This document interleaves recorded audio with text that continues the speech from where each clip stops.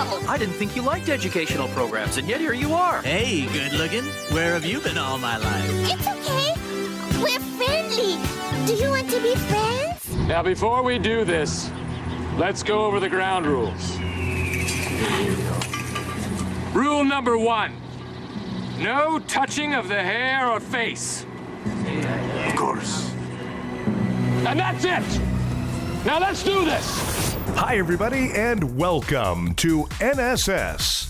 This is the Reynolds Report. Superheroes aren't just fighting the bad guys in movies. Doctor Strange actor Benedict Cumberbatch was recently hailed as a hero after fending off several men who tried to rob a food delivery guy in London. Cumberbatch was riding in an Uber when he noticed the altercation taking place. He and the driver jumped from the car and intervened. Cumberbatch yelled at the guys to leave him alone and then pulled the four men off the cyclist, was almost punched by one of the guys but managed to duck it. Eventually, cops were called and the attackers fled.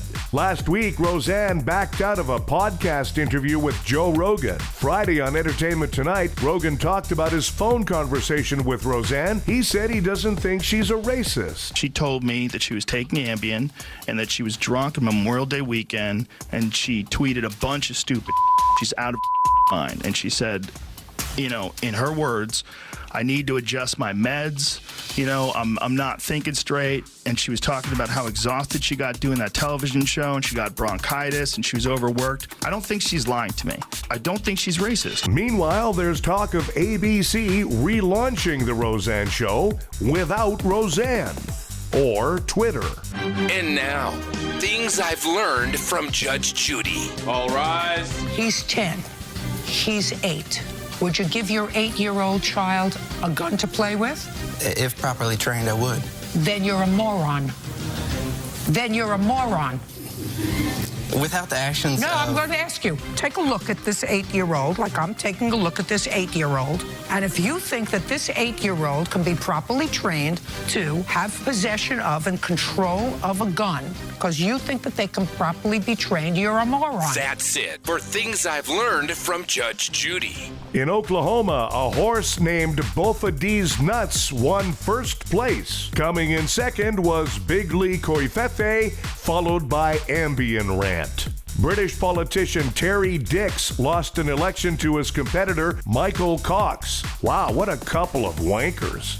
Apparently, that meeting between Trump and Kim Jong-un is back on after Trump confused the North Korean leader for a Kardashian.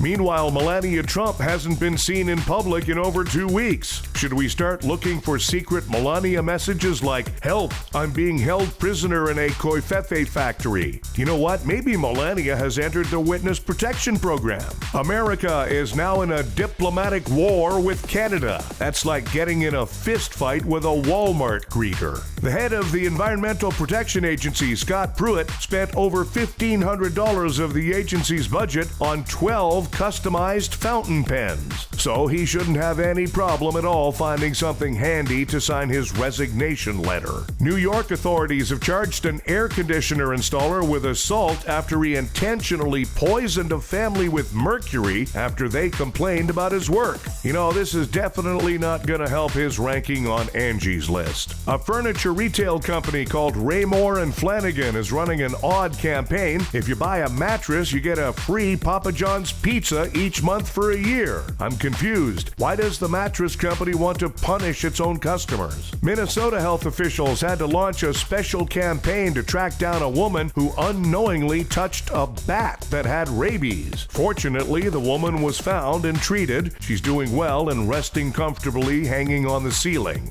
Time for Nobody Gives a Courtney Love's former son-in-law is accusing her of attempted murder. Yeah, she made him listen to her music. Hey, sons-in-law, nobody gives a New numbers are out and say you're 50 times more likely to be killed by bees than win the lottery. Yeah, with my luck, bees would kill me right after I won the lottery. Hey, Billy B, nobody gives a And new study finds that people who walk fast outlive other people. That's because the rest of us drop dead from exertion trying to keep up with them. Hey, health nuts, nobody gives a Thanks, everybody. We have a new episode of the Reynolds Report for you every weekday. Be sure to check out NSS Live, starring Frank D'Angelo and his celebrity panel of guests, Tuesdays and Thursdays. NSS Live.